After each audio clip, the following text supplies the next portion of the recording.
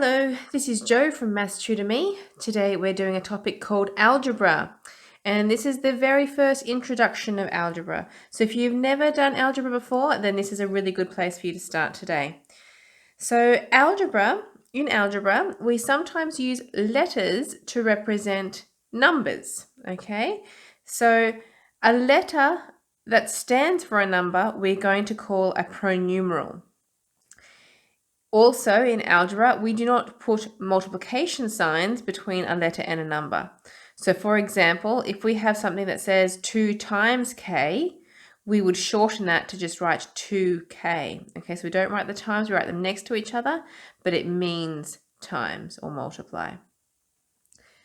The number multiplied by a pronumeral is called the coefficient. So that's a word that we're going to be using today, which is why I've included that in our little box here at the top.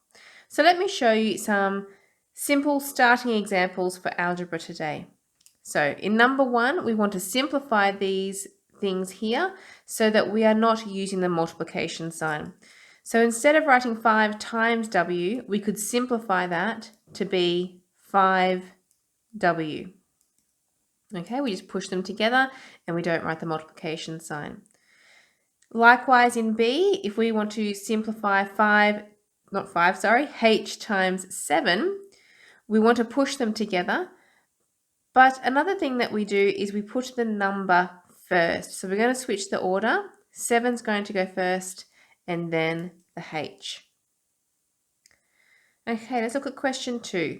In the expression 3x plus 7y minus 2z minus 5, how many terms are there?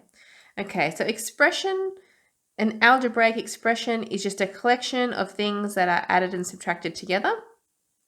Each of these things that are added and subtracted in here are called terms. So 3x is a term, 7y is a term, negative 2z is a term, and negative 5 is a term.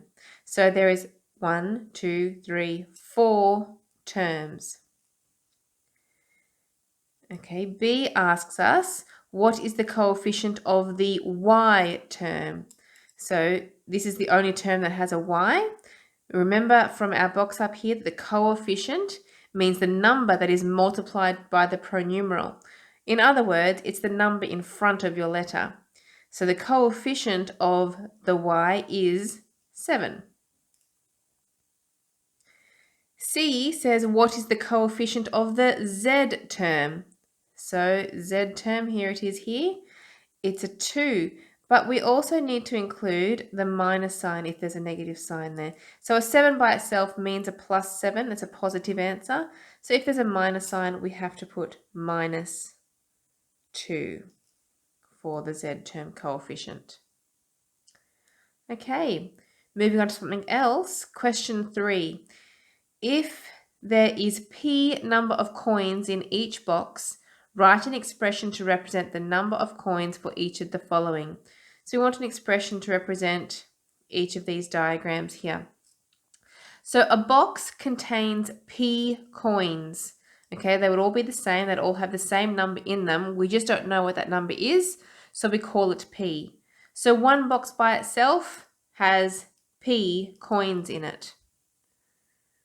Okay, if I have a box plus some extra coins, I have p coins in the box, and then I have 2 extra coins. So I'm going to go plus 2 for the 2 extra coins that I have. For part C, I have p coins in this box, p coins in that box, and p coins in that box. So I could write that as 3 lots of p, so 3p, so 3 boxes with p in them, plus I have got 1, 2, 3, 4 extra coins. Okay, so they would be the expressions to represent each of those diagrams. So that's all we're learning today for our introduction to algebra. Now I would like you to practice what we've just done. So these questions are very similar to the ones that I have shown you. Pause the video, give these questions a go, and then restart to see how you've gone. So for question 1A, we want to simplify 8 times p, so that means we want to push the number and the letter together to make 8p. For b, m times 2, we want to push these together as well, but we want to put the number first, so we'll change that to be 2m. For question 2, consider the expression. So here is my expression across here.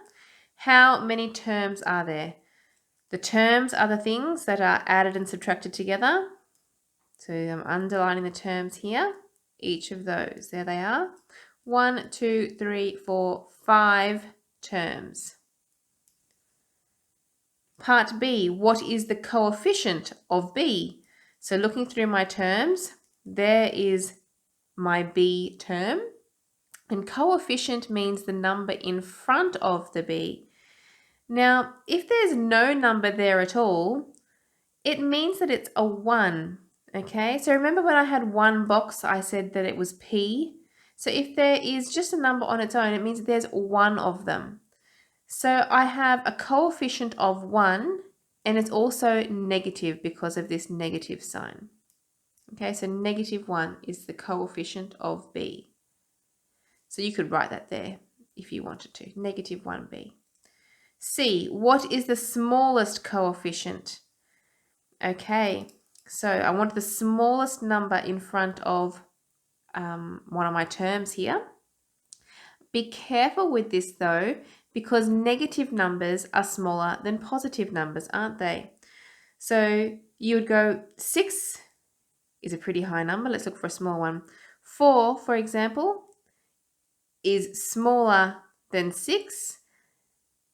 9, though, even though 9 is a big number, because it is a -9, it is actually smaller than +4. It is also smaller than -3.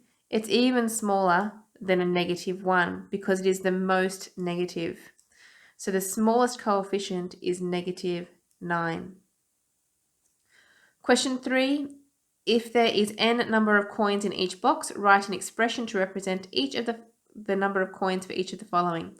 So this time we're not using the letter P, we're using the letter N. So I have n in this box, n in this box, n in this box, and n in this box. So if there's 4 of them, I have 4 lots of n, 4 boxes with n in it. For B, I only have one box, so that's just one n by itself. We don't write the 1, we just write n. And I have some loose coins here, 1, 2, 3, 4, 5 of them. So plus 5 coins. For C, I have n and another n, so that means I have 2 boxes with n, plus 1 coin sitting out by itself. That's the end of our practice time questions. Hopefully you got those answers. Keep practicing and join me again next time. Bye.